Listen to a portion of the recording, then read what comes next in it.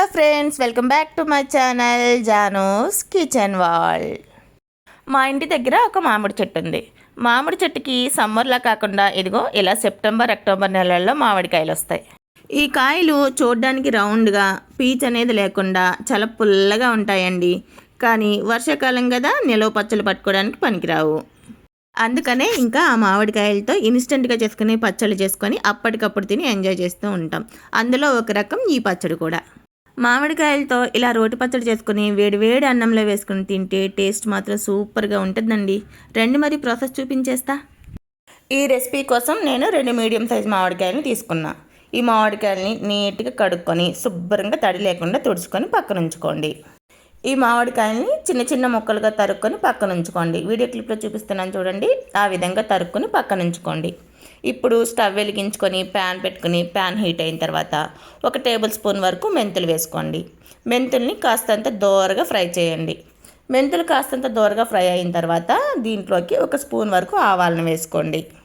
ఆవాలు కూడా కాస్తంత వెచ్చబడిన తర్వాత ఇప్పుడు ఒక రోల్ తీసుకొని ఈ మెంతులు ఆవాలని ఈ రోల్లో వేసుకొని మెత్తని పౌడర్ లాగా దంచుకోండి.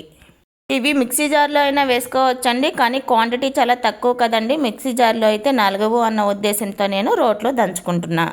ఆవాలు మెంతులు మెత్తగా దంచుకున్న తర్వాత దీంట్లోకి 1 టేబుల్ స్పూన్ వరకు జీలకర్రను కూడా యాడ్ చేసుకొని జీలకర్రను కూడా మెత్తటి పౌడర్ లాగా దంచుకోండి.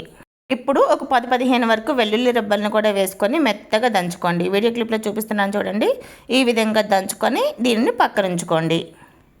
ఇప్పుడు పెద్ద మిక్సీ జార్ తీసుకొని ఆ మిక్సీ జార్లోకి మనం కట్ చేసి పెట్టుకున్న మామిడికాయ ముక్కల్ని యాడ్ చేసుకోండి. ఇప్పుడు దీంట్లోకి 2 టేబుల్ స్పూన్ల వరకు ఉప్పు, 2 టేబుల్ స్పూన్ల వరకు పచ్చికారం యాడ్ చేసుకోండి. ఈ ఉప్పు కారాలు అనేది మనం తీసుకున్న మామిడికాయల క్వాంటిటీని బట్టి, మామిడికాయల్లో ఉన్న పులుపుదనాన్ని బట్టి యాడ్ చేసుకోండి. వేసుకున్న ఉప్పు కారాలు అనేది మామిడికాయ ముక్కలకు పట్టేలాగా వీడియో క్లిప్లో చూపిస్తున్నట్లుగా మొత్తం ఒకసారి కలపండి.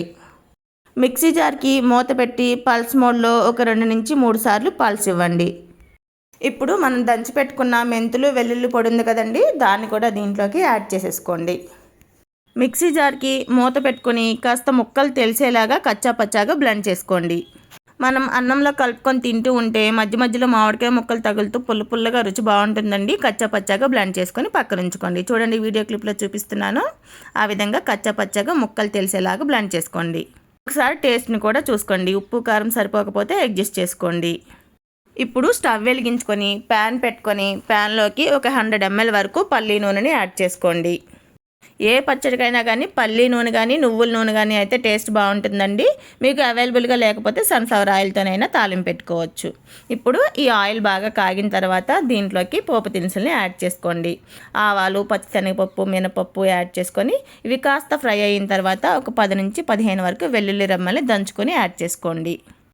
ఇవన్నీ కాస్తంత దోరగా వేగిన తర్వాత ఇప్పుడు దీంట్లోకి ఒక 2 నుంచి 3 వరకు ఎండుమిరపకాయలను తుంచుకొని యాడ్ చేసుకోండి. ఇవన్నీ కాస్త ఫ్రై అయిన తర్వాత ఇప్పుడు దీంట్లోకి ఒక గుప్పుడు వరకు కరివేపాకు రెబ్బల్ని యాడ్ చేసుకోండి. అట్లానే ఒక 1/2 స్పూన్ వరకు ఇంగువని, 1 స్పూన్ వరకు జీలకర్రని కూడా యాడ్ చేసుకొని మనం వేసుకున్న కరివేపాకు క్రిస్పీగా అయ్యేంత వరకు పోపును ఫ్రై చేసుకోండి. చివరిగా ఒక 1/2 స్పూన్ వరకు పసుపుని యాడ్ చేసుకొని స్టవ్ ఆఫ్ చేసుకొని ఈ పోపులోకి ముందుగా రెడీ చేసి పెట్టుకున్న పచ్చడిని యాడ్ చేసుకోండి. తాలింపు పచ్చడిలో కలిసేలాగా గెరటితో ఒకసారి కలుపుకోండి. తాలింపు పచ్చడిలో బాగా కలిసిపోయిన తర్వాత ఇప్పుడు ఈ పచ్చడిని ఒక సర్వింగ్ బౌల్లోకి తీసుకున్నామంటే మన పచ్చడి రెడీ అయిపోయినట్లే. మరి ఈ రెసిపీ మీకు నచ్చితే లైక్ చేసి మీ ఫ్రెండ్స్ అండ్ ఫ్యామిలీ మెంబర్స్తో షేర్ చేసుకోండి. అదే చేత్తో నా ఛానల్ని సబ్స్క్రైబ్ చేసుకోండి.